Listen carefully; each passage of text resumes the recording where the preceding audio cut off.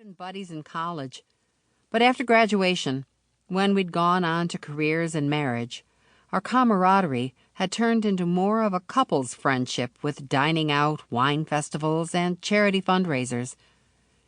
It was friends like Carson that I cherished, the ones who hadn't abandoned me when I needed their support the most. His wife, Maggie, had kept me going with casseroles while Carson had provided moral support through those dark years. No, I'm not sure. I don't want to leave just yet, but I can't afford to stay here. I winced, hating to tell Carson the sordid details of my finances. The insurance policy took care of the funeral and the remaining medical bills, but I can't swing the mortgage on my salary. The house had once been paid off, but after the accident, we'd needed to take out a mortgage to pay the medical bills, then a second mortgage to help pay the first. Then the 401k had been gobbled up with early withdrawals. I was in so far over my head that I doubted I'd clear anything after the sale, even with Carson kindly waiving his seller's commission. Can you take in some roommates?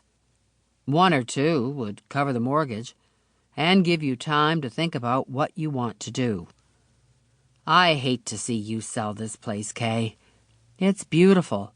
It's the house you and Eli had always dreamed of having, the one you both wanted to grow old in. It had been our dream house, a huge 3-story Victorian on a quiet street. I'd fallen in love for the second time in my life the day I saw it. The gingerbread trim, porches, thick wooden baseboards, and coffered ceilings. It was magical. It was also too big for 2 people.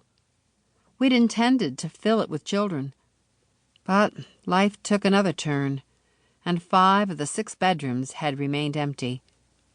It was too big for 2 people, and it was definitely too big for 1. But I wasn't sure I could expose my raw emotions and precious memories to a roommate who would leave dirty dishes in the sink and muddy shoes on the foyer carpet. Look, I know someone who is searching for a place. It's very hush-hush, so I don't want to name any names unless you're interested. He's getting ready to go through a messy divorce and needs somewhere that doesn't look like a bachelor pad, so he can push for 50-50 custody. Please tell me he's not one of the people in that sex scandal. That would be the sort of thing that led to a messy divorce. It seemed a madam, and I mean that with a capital M, had gotten herself arrested earlier this week. Not a big deal unless you considered that Locust Point was a tiny town. That sort of thing would have even been shocking in nearby Milford. But here in Locust Point, where everyone knew everyone, it was the topic of every conversation. Karen Swanson, attractive, immaculately groomed, party and wedding planner, Karen Swanson. What a scandal.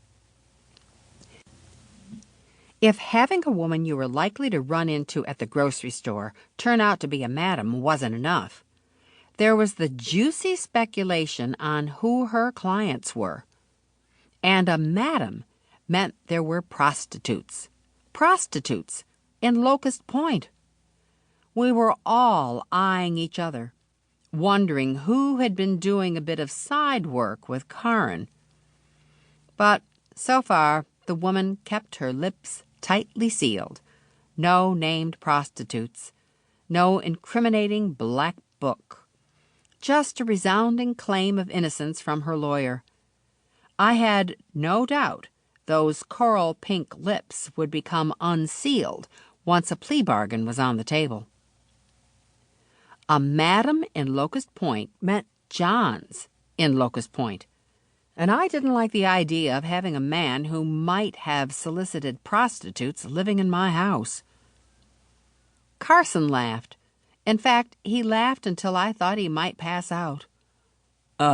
No, I'm not saying this guy is beyond having an affair. I'm not